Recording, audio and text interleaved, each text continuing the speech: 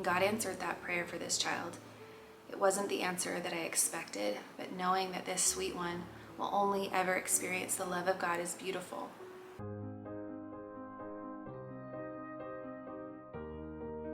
I'm Abby, mother to 6 children, lover of Jesus, and wife to Tony. In every season of my life as a mother, what brings me true peace and true hope is found from the Word of God washing over me. My hope is to speak out God's heart for you as a mother in this space. This is for the mother.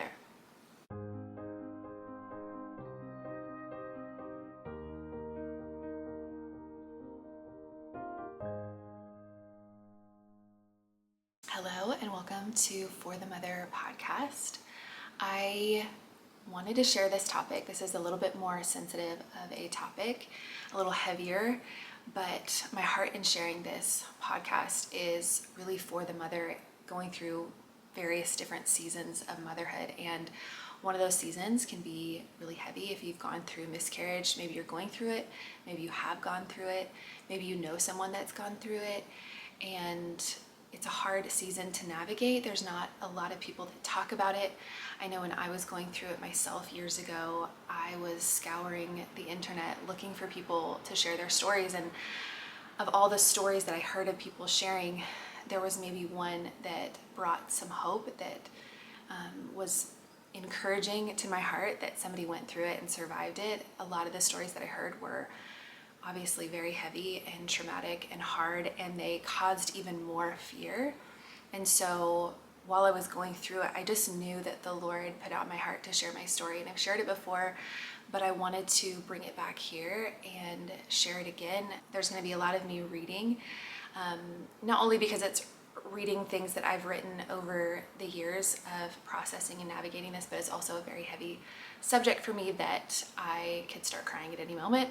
And so I want to stay on track and not make this a big tear fest, but really my hope and my prayer is that this is going to find someone that has gone through it themselves and is looking for stories of encouragement and hope. When I was walking through the midst of miscarriage and grief and trying to understand what was happening, I was looking everywhere for other women's stories to help me not feel alone in it all. So my hope in writing and sharing parts of my story is to not only help myself to heal and process things, but to help you if you're looking to heal and process too. I pray that this gives you hope and encouragement along the way. And truly, I am praying that whoever hears this is encouraged, is brought closer to the Lord, is known and seen by God, that you would feel that the Lord is near. In 2 Corinthians 1:3-4, it says, "Blessed be the God and Father of our Lord Jesus Christ, the Father of mercies and God of all comfort, who comforts us in all our affliction, so that we may be able to comfort those who are in any affliction with the comfort with which we ourselves are comforted by God." And so when we walk through heaviness and the Lord has been our comfort and our hope, then it's our job to turn around and comfort others with that same comfort. And so that is my goal here. And so a couple weeks ago, in the middle of the night when I was nursing my baby, I started having these memories pop up. And this has been 6 years since all of this has happened. And it hits me at different times. Sometimes I'm fine and other times I am a mess. And recently there's just been some things that have come up for me. And I think it was coming straight off of Mother's Day, and every Mother's Day and Christmas is when it hits me the most. I think that's when I wish with all my heart that I had all of my babies. And I was up in the night and I started writing this just as memories were coming back of that first initial doctor's appointment. So I wanted to share a little bit of that with you. I had an unknown arrogance that it wouldn't happen to me. I was told they were genetic, and since my mom never had one, I assumed I wouldn't have one either. The day I went to the doctor's, I told my husband he didn't need to get the time off to come. This was our 5th baby and he knew the drill. I'd be fine. I'd get in, hear the heartbeat, and be in and out in no time. But I wasn't. I remember seeing the look on the doctor's face, controlled panic. She's trying not to show anything was wrong, but I could see it in her eyes. After checking multiple times and multiple angles, she said maybe we had the dates off and it was too early to hear. But I knew my dates were right. She sent me out to get blood work in another building. I walked out to the reception desk, and the woman at the desk knew me from my last baby. She was kind and so cheerful, congratulating me as she was preparing my paperwork to send me off to the next building for blood work. I felt like I needed to explain to her what was happening, like how I can't receive a congratulations yet because I might have already lost her. But I couldn't speak. She told me where to go, and I tried my best to smile and not burst into tears. I needed to be strong. The long walk to the upper building, I kept saying over and over in my mind, I am strong and my baby is strong, over and over and over. After getting blood work done, I made the long walk back to the car, closed the door, called my husband, and then lost it. I bawled as soon as I heard his voice. They can't find the heartbeat is all I remember telling him. It took 4 weeks of so many tests and waiting for my body to fully miscarry. I was so sick from pregnancy hormones. But I was determined to fight for the life of my baby through prayer every day, all day. The God who created her could revive her. I laid hands on my belly. I prayed. I begged. I believed. I would hold worship music up to my belly and sit in my car or on my bed and worship the God who I knew could do anything. I didn't get the miracle I prayed for, but I also met God in ways I've never known him to be in my life. That whole next year felt like open heart surgery with the Lord, and he was so kind to my broken heart. My due date should have been in June. I thought about that month every day, June. And when June finally came, instead of holding a new baby or sitting in grief at home, the Lord sent us to live on the beach in Hawaii for the summer. The amount of moments I had with the Lord on those beaches brought so much healing. I poured out tears, so many words, and my whole heart before the Lord there. There were a lot of lies I was believing that God was uprooting to wash away and cleanse me of. I didn't write this down, but I remember so many times just walking to the foot of the ocean and sticking my feet in and blasting worship music to drown out the thoughts that I was having and just crying my eyes out and praying to the Lord and just staring out into the openness of the ocean. And one time my husband came up to me and I just lost it and I fell apart and I was crying and I just kept telling him, like, I'm broken and I'm too old. I was believing the lies that I was told from doctors and from even people in my family. And I just remember him holding me and speaking truth as if God was speaking through him, speaking words of life and encouragement, and he just held me and he just prayed for healing, not just of my body, but of my heart and my mind.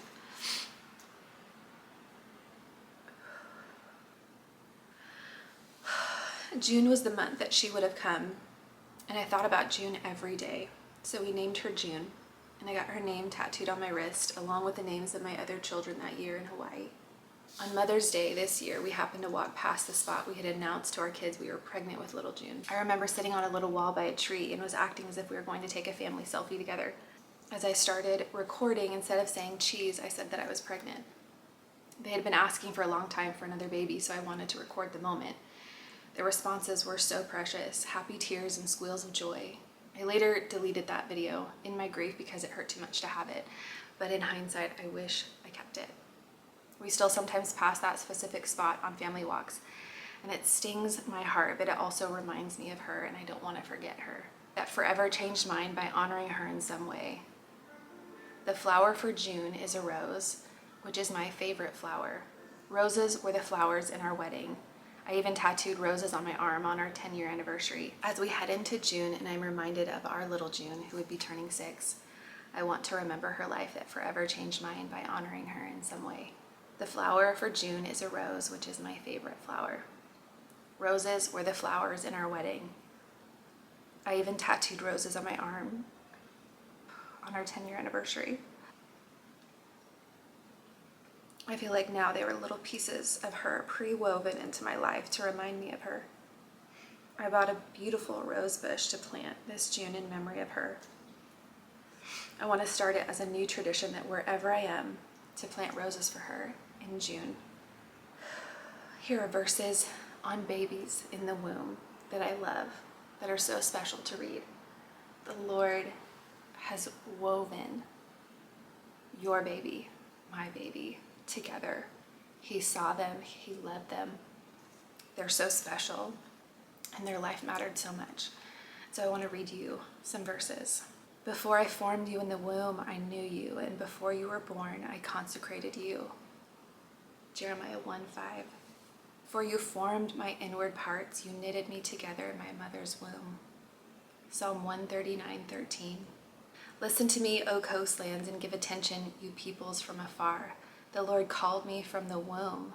From the body of my mother, He named my name. Isaiah 49:1. So beautiful. But when He who has set me apart before I was born, and who called me by His grace, it's in Galatians 1:15, just that knowing that He sets us apart in our mother's womb. On you I was cast from my birth, and from my mother's womb you have been my God. I love that. Psalm 22:10. As you do not know the way the Spirit comes to the bones in the womb of a woman with child, so you do not know the work of God who makes everything. Ecclesiastes 11:5. And then there's the story of David.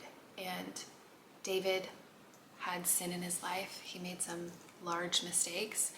And the consequences of that mistake was that he lost his son. But at the end of it all, after he had fasted and he had prayed and he had poured his heart out to the Lord, and the life of the child was still taken, at the end of it, he says, he gets up, he strengthens himself, he washes himself, he eats food, he worships the Lord. And then he says, at the end in verse 2 Samuel 12:23, it says, I shall go to him, but he will not return to me. And I take that as a hope and a promise that someday I will get to meet her face to face. So here are some snippets of things that I wrote in the process of when I was walking through it as just a memory marker for me. And I would really encourage any of you that have gone through it, are going through it, know someone that's gone through it, for them or for you to write things down. Even just for me to be able to look back at the process and what the Lord was doing in my heart are comforts to my heart even still, just to know and look back and remember God was so present with me through every step of it, even the process of the physical process of going through miscarriage.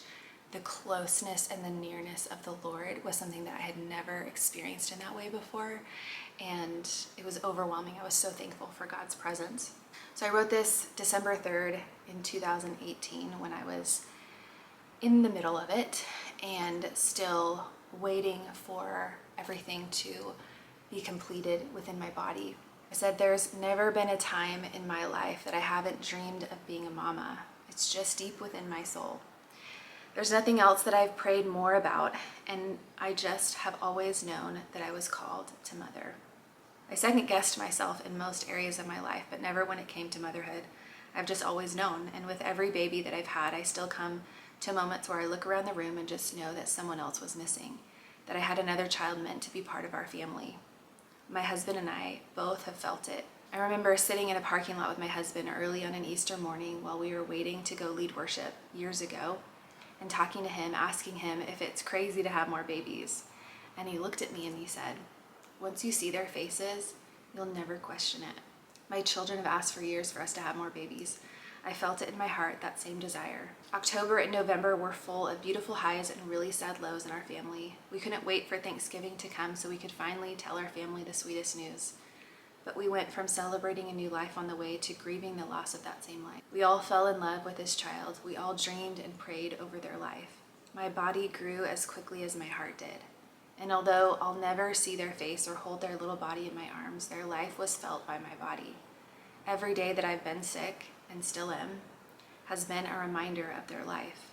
I'm still walking through it all and feeling unable to fully heal because I'm still waiting for more pain to come until this is over.